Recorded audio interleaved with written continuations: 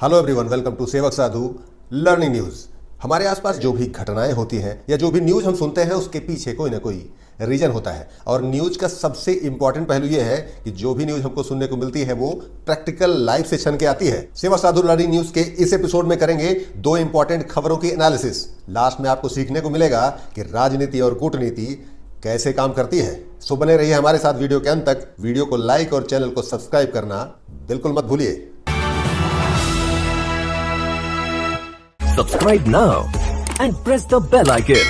Never miss an update. पिछले सप्ताह राष्ट्रपति द्वारा कुछ लोगों को पद्मा अवार्ड से सम्मानित किया गया, जिसमें मुलायम सिंह को पद्म विभूषण दिया गया। उसके साथ ही इसी प्रोग्राम के दौरान एक ऐसी महिला को सम्मानित किया गया जिसकी लाइफ से आपको जानना, समझना और बहुत कुछ सीखना चाहिए, खास करके महिलाओं के लिए। एक बात सच है कि दुनिया के किसी भी देश में महिलाओं की स्थिति उनके शिक्षित होने और उनके सेल्फ डिपेंडेंट होने पर डिपेंड करती है। ऐसी ही एक भारतीय महिला है जिन्होंने बहुत लोगों को इंस्पायर किया है। आज भी वो महिलाओं के सशक्तिकरण के लिए काम करती हैं, एजुकेशन के लिए काम करती हैं और सोशल वर्क की फील्ड में उन्होंने इतना कुछ किया है कि उनको आज पद्म भूषण अवार्ड से राष्ट्रपति द्वारा सम्मानित किया गया है। जी हाँ, मैं बात कर रहा हूं सुधा मूर्ति के बारे में। नाम तो आपने सुना ही होगा। सुधा मूर्ति एक राइटर है, एक सोशल वर्कर है और आज की मॉडर्न महिलाओं के लिए एक आइकॉनिक सिंबल भी है। 19 अगस्त 1950 को जन्मी सुधा मूर्ति जब कर्नाटका की एक कॉलेज से इंजीनियरिंग की पढ़ाई पूरी की तो वो अपने एरिया से इंजीनियरिंग करने वाली पहली महिला थी। इंजीनियरिंग करने के बाद सुधा मूर्ति टाटा की टेल्को कंपनी ज्वाइन करती है एज ए कंप्यूटर इंजीनियर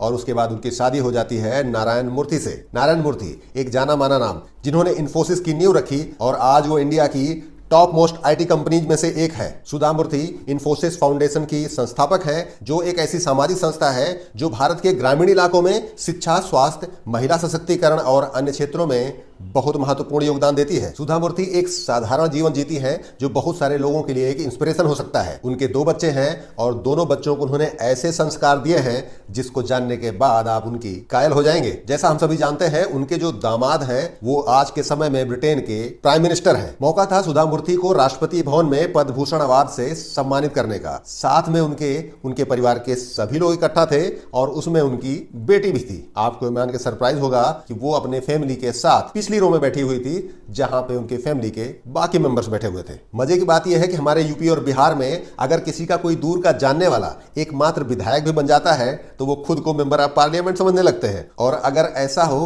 कि विधायक जी इनसे डायरेक्ट फोन पे बात कर ले तो अपने आप को एरिया का सबसे बड़ा दादा समझते हैं। ये लोगों की महज एक छोटी मानसिकता ही है। आपको अगर देखना ही है तो आप सुधा मूर्ति की बेटी को देखिए, जो कि एक राष्ट्राध्यक्ष की पत्नी है, जो कि अपने पूरे परिवार के साथ राष्ट्रपति भवन पहुंचती हैं और अपने परिवार के साथ पिछली रो में बैठती हैं बिना किसी कंप्लेंट के। बाद में अथॉरिटीज को जैसे ही पता लगा कि ब्रिटेन की प्रधानमंत्री की पत्नी उनके बीच में उपस्थित है, एजेंसीज हरकत में आ गई। क्योंकि जब भी कभी किसी राष्ट्राध्यक्ष का परिवार किसी देश में जाता है तो उसके कुछ प्रोटोकॉल्स होते हैं। उसी के तहत ब्रिटेन के प्रधानमंत्री की पत्नी को पिछली रो से हटा के हमारे विदेश मंत्री एस जयशंकर के साथ में बैठाया गया। इतना ही नहीं, जब एक इंटरव्यू में सुधा मूर्ति से पूछा गया कि आपके दामाद तो यूके के प्राइम मिनिस्टर हैं, आपको कैसा लग रहा है, उनका आंसर सुनेंगे तो आप भौचक्के रह जाएंगे। आपको दिखाते हैं उन्होंने क्या कहा। He has become a prime minister. Fine, I'm happy. Not more than that. I look after my own country's things. He looks after his country. अभी आप समझ गए होंगे कि क्यों आज की महिलाओं के लिए ये एक रोल मॉडल है, क्यों लोगों को इनसे बहुत कुछ सीखना चाहिए। सुधा मूर्ति की एक और इंपॉर्टेंट क्लिप मैं आपको दिखाना चाहता हूं, जो उन्होंने एक इंटरव्यू के दौरान एक प्रश्न के जवाब में उन्होंने कहा था। उनसे एक बच्ची ने सवाल पूछा कि आप पर्सनल लाइफ में कितनी हैप्पी है और अपने हस्बैंड के साथ आपके इतने अच्छे रिलेशन कैसे हैं। इस बात का उन्होंने क्या जवाब दिया, देखते हैं। And my mother told me when I got married, if you fight with your husband and come back, I will not open the door. You have to adjust. Accept your husband what he is. I knew my husband at the age of 26. First 26 years, who has taken care? She deserves more.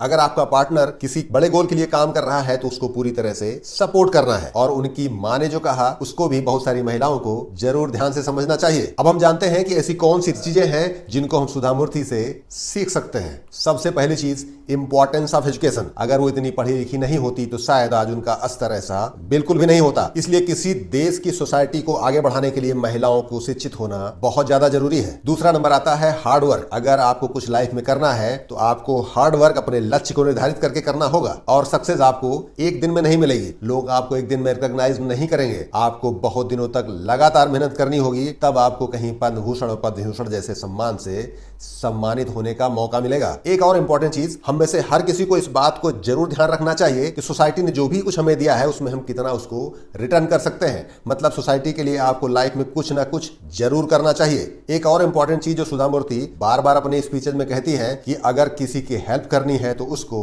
Educate करके शक्तिशाली बनाने में उसकी help करिए। सुधा मूर्ति एक बात पे और जोर देती है कि आपका कंट्रीब्यूशन चाहे छोटा हो या बड़ा, उससे फर्क नहीं पड़ता है, आप सोसाइटी के लिए कुछ करते हैं वो ज्यादा मैटर करता है। अगली चीज जो सुधा मूर्ति अपने व्यवहार से दुनिया को सिखाती है कि आपके अंदर ईमानदारी और समर्पण की भावना होना बहुत ज्यादा जरूरी है। उनका एक और मानना है कि अगर आपने कोई बड़ा लक्ष्य निर्धारित किया है तो आपको बीच में हार कतई नहीं माननी चाहिए, क्योंकि सक्सेस केवल पर्सनल अचीवमेंट के लिए नहीं है। आप अपने लिए बहुत कुछ कमा सकते हैं, अपना स्टेचर बढ़ा सकते हैं, लेकिन जब तक आप सोसाइटी के लिए कुछ नहीं करते वो आपको पूरी तरह से सेटिस्फैक्शन कभी नहीं दे पाएगा। अगर हम सुधा मूर्ति की लाइफ को एज ए होल देखें तो वो सोसाइटी के लिए, हमारे सब के लिए और दुनिया के लिए एक इंस्पिरेशनल लेडी है, जो एक तरफ जहां पर्सनल लाइफ में सोशल वर्क करके पूरी दुनिया में जानी जाती है, वहीं उन्होंने अपने बच्चों को ऐसे संस्कार दिए हैं जो आज भी नाम कमा रहे हैं। अब बढ़ते हैं अगली खबर की तरफ। राजनीति और कूटनीति कब पाला बदल ले कोई नहीं जानता। जब यूक्रेन पे रसिया ने अटैक किया तो पूरा यूरोप और पूरा वेस्ट रसिया के अगेंस्ट स्टेटमेंट देना चालू कर दिया। भारत को लोगों ने बहुत प्रोवोक किया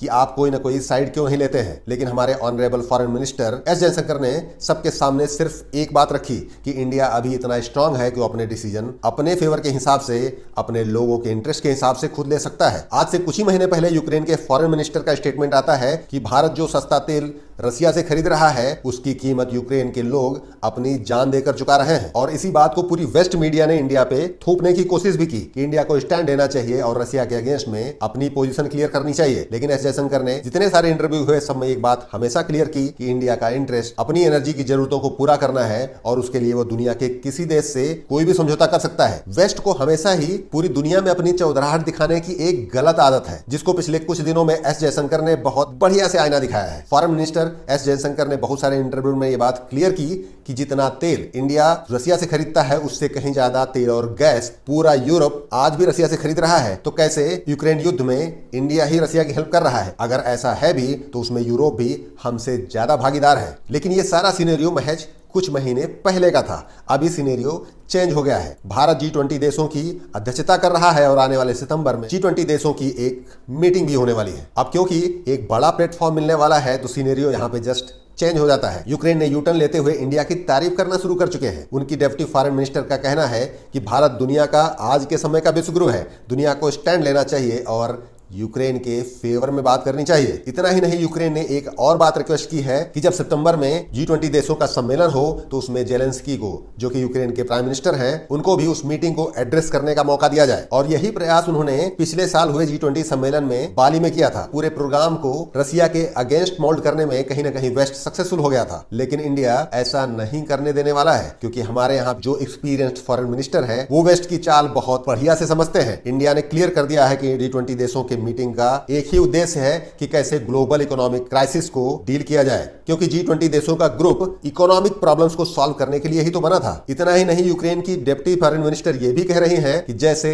यूरोप के सारे देश अपने अपने नेताओं को यूक्रेन पे समय समय पर विजिट करा रहे हैं, वैसे ही एक विजिट प्राइम मिनिस्टर और हमारे सिक्योरिटी एडवाइजर अजीत डोभाल की भी होनी चाहिए। आप इस पूरे सीनेरियो को समझिए। आज भारत की स्थिति ऐसी है कि अगर हमारे देश का प्रधानमंत्री किसी देश की महज यात्रा कर लेगा तो दुनिया का पूरा कूटनीतिक सिनेरियो कहीं ना कहीं बदल जाएगा। पिछले कुछ सालों में इंडिया की बदली हुई सिचुएशन को समझिए। ये इंडिया की कूटनीति का ही नतीजा है कि दुनिया आज इंडिया को इतनी इंपॉर्टेंस दे रहा है। कुछ क्रिटिकल फैक्टर्स हैं जो इंडिया को इतना स्ट्रांग और ऐसी सिचुएशन में ले जाने के लिए पूरी तरह से जिम्मेदार है। सबसे पहली चीज, इंडिया ने अभी स्टैंड लेना चालू किया है, चाहे वो पाकिस्तान में घुस के वहां के आतंकवादियों को मारने की घटना हो या फिर चाइना से फेस टू फेस गलवान घाटी में पंगा लेने वाली घटना है। दोनों ही घटनाएं पूरी दुनिया में एक मैसेज क्लियर कर देती हैं कि आज भारत इतना स्ट्रांग है कि उसकी तरफ अगर कोई भी नजर उठा के देखेगा तो भारत उसको मुंह तोड़ जवाब देगा। यही बात आपको पर्सनल लाइफ में भी समझने की जरूरत है। आप जब तक कमजोर बने रहेंगे, लोग आपको हमेशा यूज करते रहेंगे। दुनिया हमेशा